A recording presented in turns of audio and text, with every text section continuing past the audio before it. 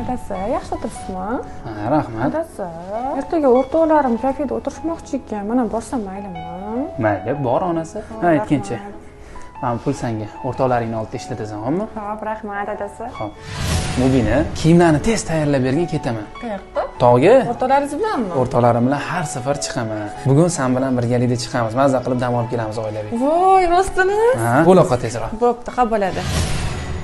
Ha, onasi tinchlikmi? Nima bo'ldi? Telefonni sindirib qo'ydim. Qanaqa qilib sindirding? Soat ko'raman deb o'ylab qo'limdan tushib ketdi. Hech qisi yo'q. Hech narsa emas, telefon o'zim to'g'irlatib olaman. Jahlingiz chiqmadimi? Yo'q. Rahmat adasi. Onasi. Bu joyga chiqib ketdimi ekan? Uylarni ham yig'ishtirmabdi-yu. Assalomu alaykum adasi. Kelib bo'ldingizmi? Va alaykum assalom, ha, keldim. Adasi, uzr, qo'shninikiga chiqib ketdim. Ukolga chaqirishuvdi-da. Kelguningizgacha ulguraman deb o'yladim. Hech qisi yo'q, onasi.